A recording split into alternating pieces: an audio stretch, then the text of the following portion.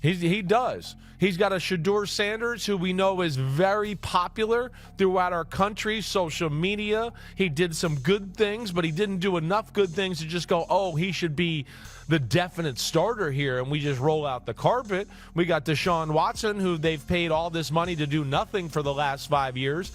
I think the Browns are kind of cornered. They don't have a choice but to start Shedeur Sanders. That's kind of my 2 cents here, and that's a tough way to start as a head coach. The moment people started asking whether the Cleveland Browns have to start Shedeur Sanders in 2026, the conversation stopped being about development and started being about pressure. And not just normal pressure, franchise-defining pressure. Because once a team even entertains that question publicly, it means something deeper is going on behind the scenes, something uncertain, something unstable. Here's the part nobody is talking about. Teams don't ask, do we have to start this guy, unless they're already unsure about their current situation. And in Cleveland, that uncertainty still revolves around Deshaun Watson. The contract is massive, the expectations were even bigger, but the results, they haven't matched. And when that happens in the NFL, the backup plan suddenly becomes the main storyline. That's exactly how Shedeur Sanders enters the picture. New report, Shedeur Sanders is likely to be the Browns' starting quarterback in 2026. Now, when you bring in discussions from platforms like Pro Football Talk, the tone gets even more serious, because this isn't just fan speculation anymore.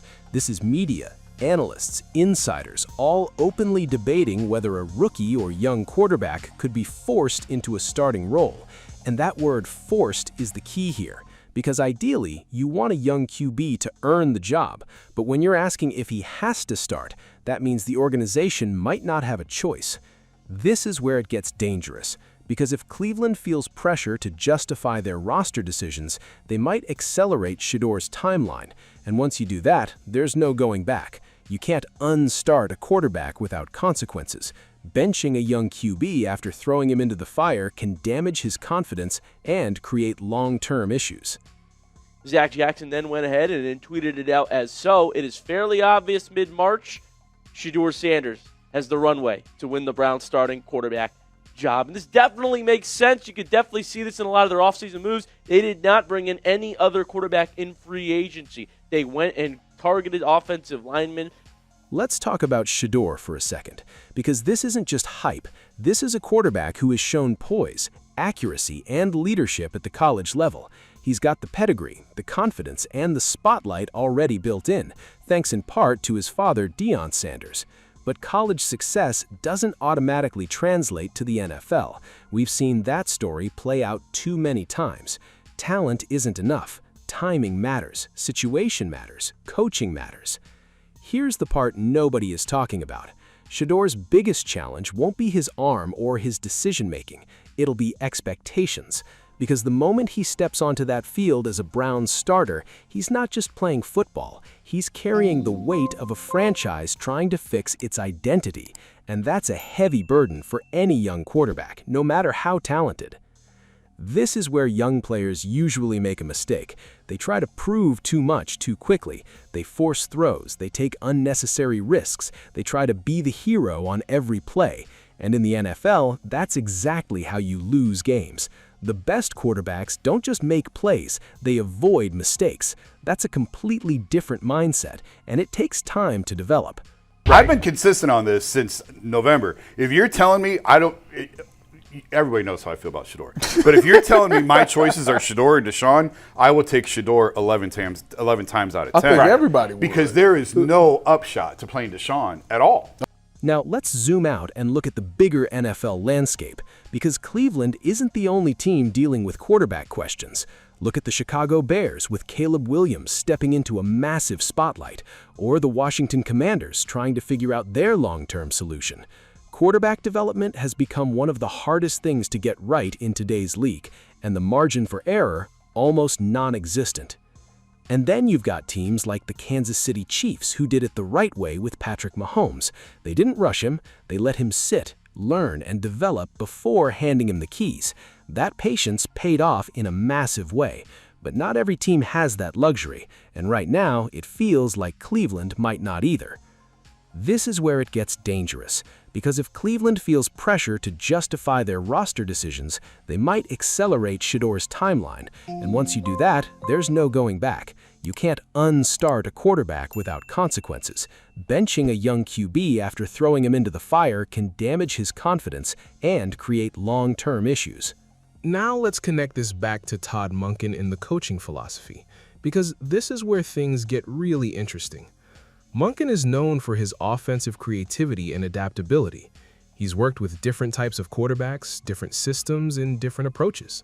And if anyone can design an offense to ease a young QB into the league, it's him. But even the best system can't fully protect a player who isn't ready. Here's the part nobody is talking about. Monken's system might actually make Shedeur look better early on, which can create a false sense of readiness.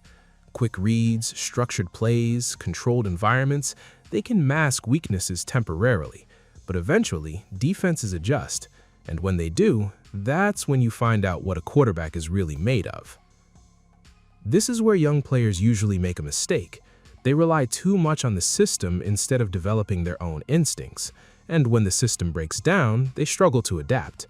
That's why timing is so important. You don't just want a QB who can execute plays, you want one who can create when things go wrong. Now let's talk about the Browns' internal dilemma, because this is where the real tension lies. If Watson struggles or gets injured, the pressure to start Shedeur becomes immediate. Fans will demand it, media will push for it, and the organization will have to make a decision fast. Do they stick with experience, or do they gamble on potential? This is where it gets dangerous, because fan pressure can influence decisions more than teams like to admit. When the stadium starts chanting for the backup, when social media starts trending with his name, it becomes harder to ignore. And in today's NFL, perception matters almost as much as performance. Here's the part nobody is talking about. Starting Shedeur Sanders in 2026 isn't just about football, it's about narrative.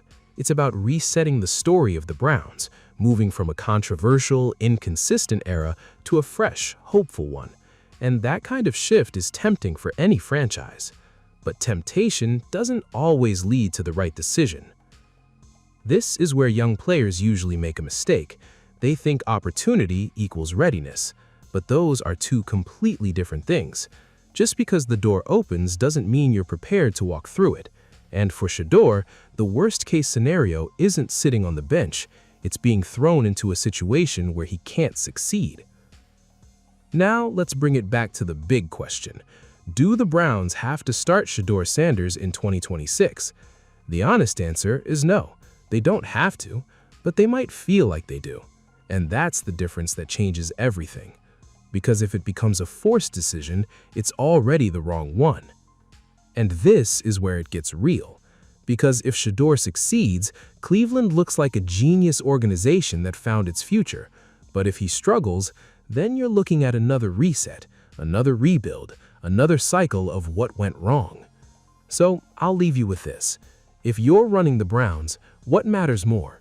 Protecting your young quarterback's future or saving your franchise's present? Because you can't fully guarantee both. And the choice you make might define the next decade of football in Cleveland.